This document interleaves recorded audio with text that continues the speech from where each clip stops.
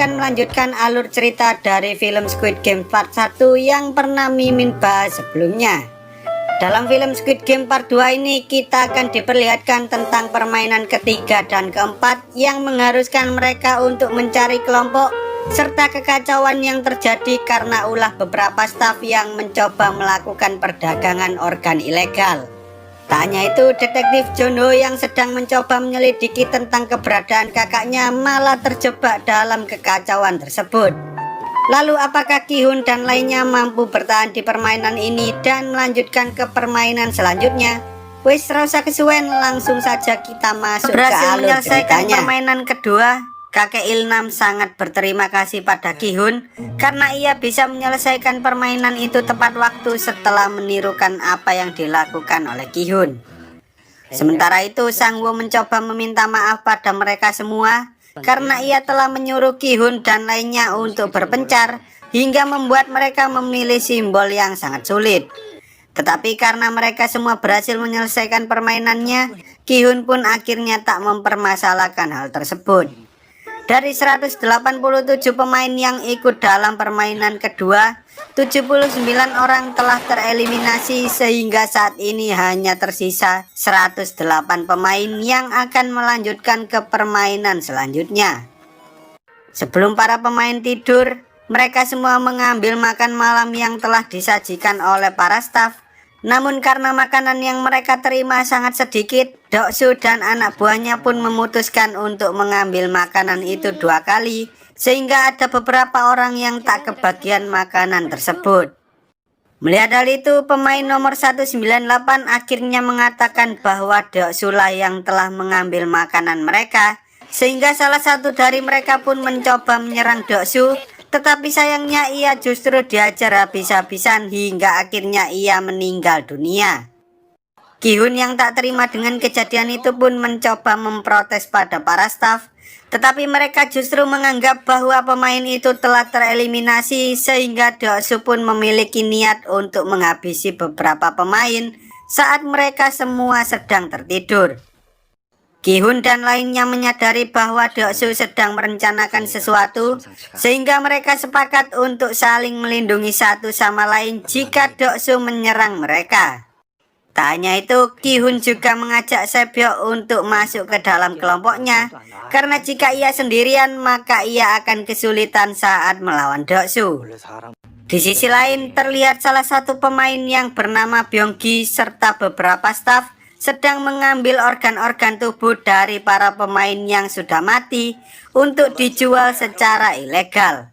Ternyata mereka sebelumnya sudah saling mengenal satu sama lain, sehingga mereka memanfaatkan permainan itu untuk mencari keuntungan dengan menjual organ-organ tersebut. Selain itu, mereka harus menjaga Byung-gi agar tetap hidup, sehingga para staf pun selalu memberikan petunjuk sebelum permainannya dimulai. Para staf itu kemudian menyuruh Byung-gi untuk bergabung dengan para pemain yang kuat karena tampaknya malam ini akan menjadi malam yang sangat berbahaya. Saat Byung-gi kembali ke ruangan para pemain, ia pun meminta bergabung dengan kelompok Deok-su, tetapi karena mereka menolak Byung-gi mentah-mentah, ia akhirnya mengatakan pada Deok-su bahwa ia mengetahui permainan apa yang akan mereka mainkan selanjutnya. Sementara itu, setelah John Ho memakai topeng persegi, ia pun segera pergi bersama para staf yang lain untuk berjaga di depan pintu ruangan para pemain karena sebentar lagi event spesial yang telah direncanakan oleh frontman akan segera dimulai. Kemudian saat lampunya dimatikan, Deok-su langsung menyerang pemain nomor 198 karena sebelumnya ia telah membocorkan tentang mereka yang mengambil makanan 2 kali. Teriakan dari pemain itu membuat semua orang panik sehingga mereka pun akhirnya saling menyerang satu sama lain.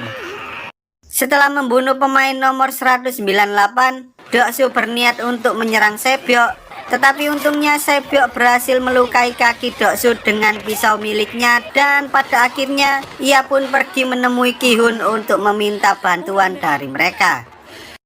Ki-hun dan lainnya mencoba melindungi satu sama lain, namun saat mereka hendak berhadapan dengan kelompok Deok-su, Tiba-tiba kakek Ilnam berteriak dan menyuruh mereka semua untuk berhenti, karena jika tidak, maka semua pemain yang ada di sana akan mati. Mendengar hal itu, frontman pun memutuskan untuk mengakhiri permainan spesial tersebut dan menyuruh para staf yang berjaga untuk segera menghentikan para pemain. Dari 107 pemain, 27 orang telah tereliminasi dalam kejadian itu, sehingga saat ini hanya tersisa 80 orang yang akan melanjutkan permainan ketiga. Pemain nomor 70 yang bernama Mireong ini berniat memberikan sebuah hadiah pada Deoksu karena ia berhasil mengurangi jumlah pemain, sehingga ia pun menyuruhnya untuk pergi ke toilet.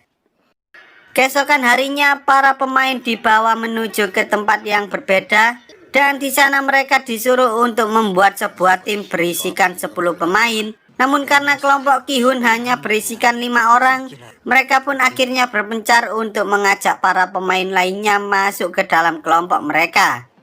Tetapi sayangnya mereka hanya bisa membawa 4 pemain lain karena kakek Ilnam tak bisa menemukan seseorang yang mau bergabung dengan mereka. Deoksu yang telah mengetahui permainan apa yang akan mereka mainkan selanjutnya pun segera mencari para pemain bertubuh kuat. Tetapi karena Mireong hanyalah seorang wanita kurus, Deoksu pun akhirnya mengkhianati Mireong dan membuangnya begitu saja. Sehingga Mireong bergabung dengan kelompok Ki-hun yang saat itu hanya berjumlah 9 orang. Tak lama setelah itu, para pemain yang sudah membentuk kelompok dibawa menuju ke tempat lain, dan ternyata permainan yang akan mereka mainkan selanjutnya adalah permainan tarik tambang. Siapapun yang kalah dalam permainan itu, maka mereka semua akan jatuh dari ketinggian yang bisa membuat mereka mati seketika. Saat kelompok Deoksu melawan kelompok lain, mereka mampu mengalahkan kelompok tersebut dengan sangat mudah karena kelompok mereka terdiri dari 10 pria yang bertubuh kuat. Sementara itu, saat kelompok Ki-hun dipilih untuk bermain, mereka justru ketakutan karena kelompok yang akan mereka lawan terdiri dari 10 orang pria. Meski begitu, kakek Ilnam menyuruh mereka semua untuk tidak panik, karena dalam permainan tarik tambang, mereka tak hanya membutuhkan otot dan kekuatan saja, melainkan mereka juga bisa memenangkan permainan tersebut dengan menggunakan sebuah strategi.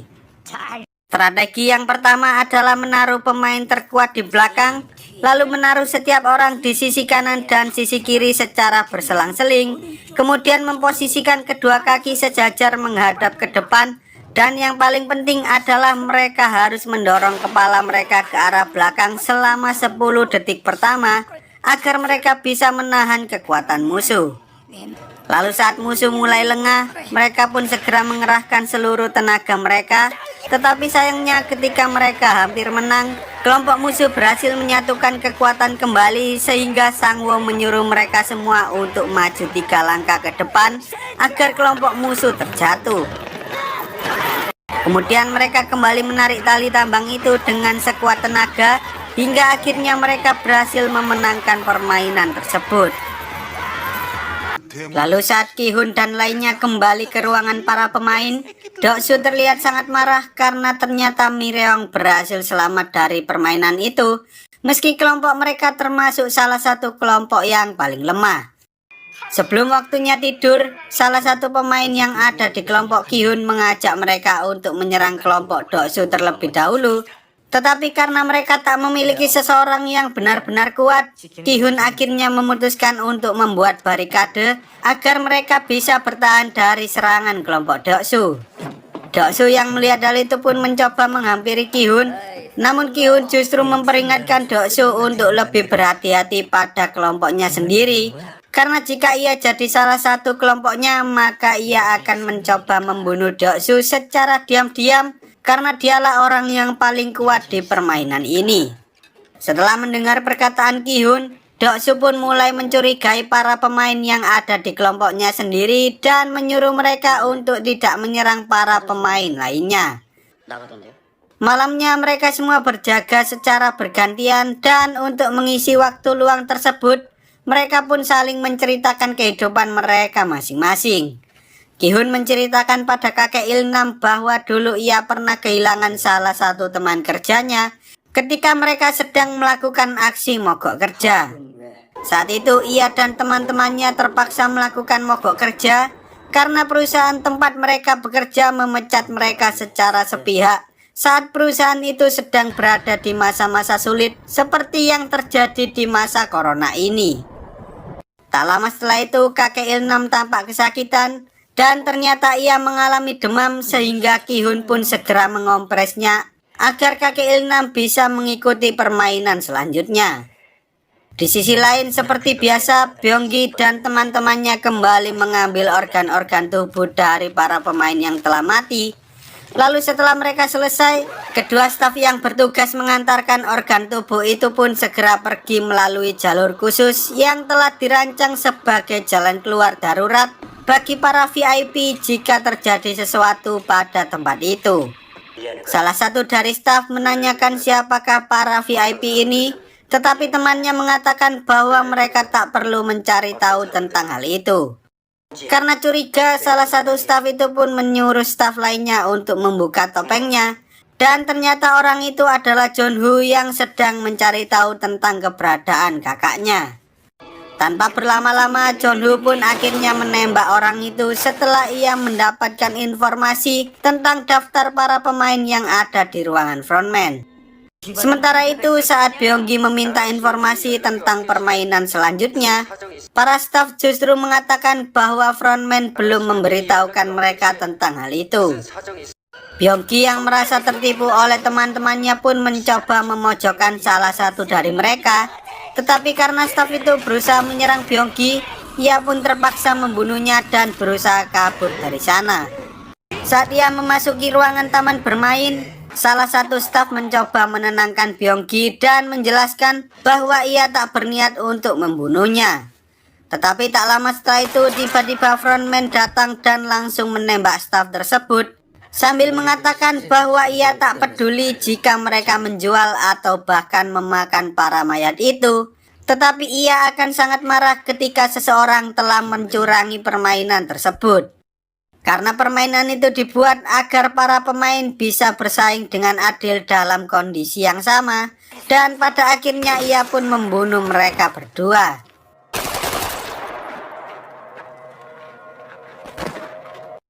Setelah frontman menemukan mayat staf yang telah ditembak oleh Jeonhu, ia pun menyuruh para staf lainnya untuk segera mencari keberadaan Jeonhu karena ia sadar bahwa orang yang telah menembak staf tersebut merupakan seorang detektif. Di sisi lain, saat Jeonhu berhasil memasuki ruangan tempat frontman berada, ia segera mencari daftar para pemain yang ada di sana hingga akhirnya ia menemukan sebuah brankas yang menunjukkan bahwa kakaknya juga ikut dalam permainan tersebut. Setelah kejadian itu, para pemain pun diperiksa satu persatu. Tetapi karena tidak ada tanda-tanda yang mencurigakan dari mereka, frontman akhirnya menyuruh para staf untuk melaksanakan permainan yang keempat. Sebelum melakukan permainan, frontman sempat meminta maaf pada seluruh pemain karena sebelumnya terdapat seorang pemain dan beberapa staf yang berbuat curang, sehingga ia berjanji untuk memeriksa seluruh stafnya agar kejadian seperti itu tidak terulang lagi. Lalu sebelum permainan dimulai, para pemain disuruh untuk mencari pasangan karena permainan selanjutnya akan dimainkan secara berpasang-pasangan. Hal itu membuat sedikit keributan di antara kelompok Ki-hun karena tampaknya para pria yang ada di sana tak ingin berkelompok dengan wanita dan orang tua yang mereka anggap sebagai orang lemah. Saat Ki-hun hendak membuat tim dengan Sang-woo, ternyata Sang-woo telah mengajak Ali sehingga ia pun memutuskan untuk mencari pemain lain. Kakek Il-nam yang menyadari bahwa Ki-hun tak mau bermain dengannya pun akhirnya memberikan jaket miliknya pada Ki-hun, karena sebelumnya Ki-hun telah berbaik hati memberikan jaketnya untuk menutupi celananya. Tak lama setelah itu seorang pemain mencoba mengajak Ki-hun untuk bermain bersamanya. Tetapi saat Ki-hun sadar bahwa saat ini hanya tersisa 39 pemain, ia pun memutuskan untuk bermain dengan kakek Il-nam agar ia tak tereliminasi karena tak mendapatkan pasangan. Sementara itu saat Sebyok tak bisa menemukan pasangan bermain, tiba-tiba pemain nomor 240 yang bernama Jeong mengajaknya untuk bermain bersama karena mereka sama-sama tak mendapatkan pasangan. Ia berjanji akan melakukan apapun untuk membantu Sebyok agar mereka bisa memenangkan permainan itu. Lalu saat waktunya habis, mereka disuruh untuk masuk ke dalam ruangan permainan.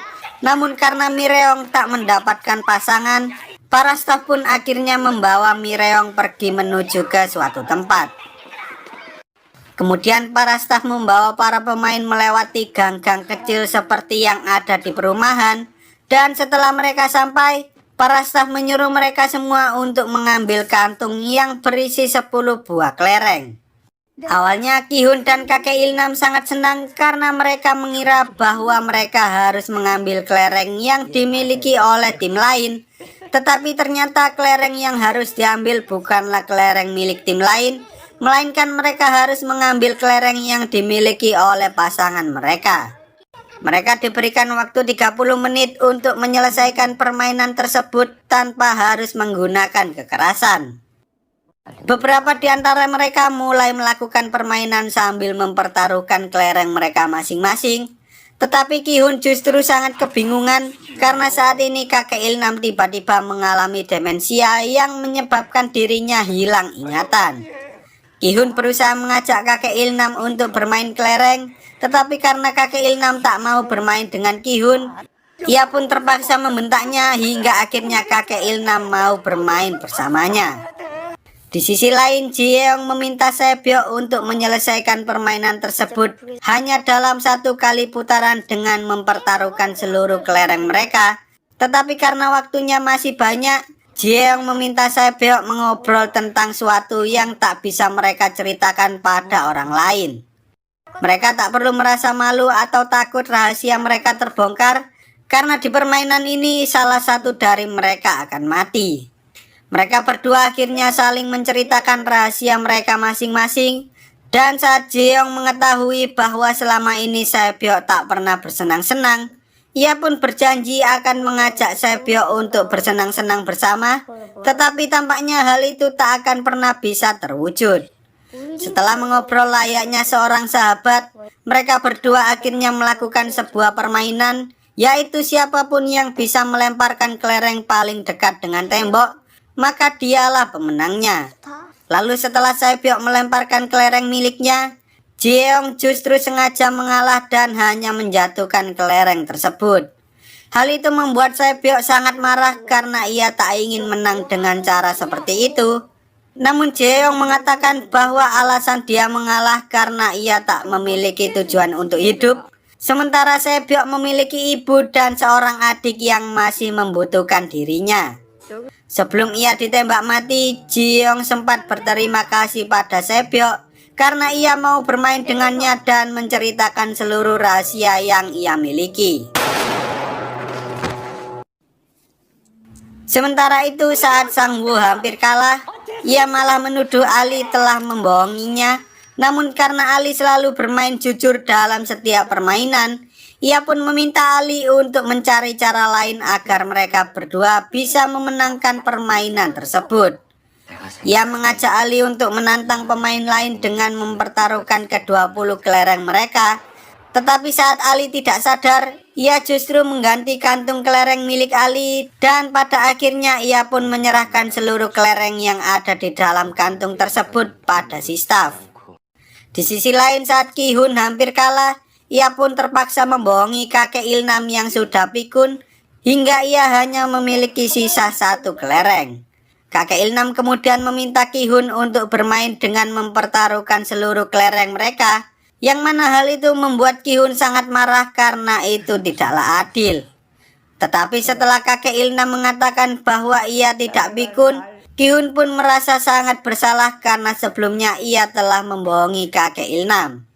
Meski begitu, kakek Ilnam akhirnya memberikan sisa 1 kelereng miliknya dan berterima kasih pada Ki-hun karena selama ini ia mau bermain dengan dirinya yang sudah tua dan tak bisa melakukan apa-apa.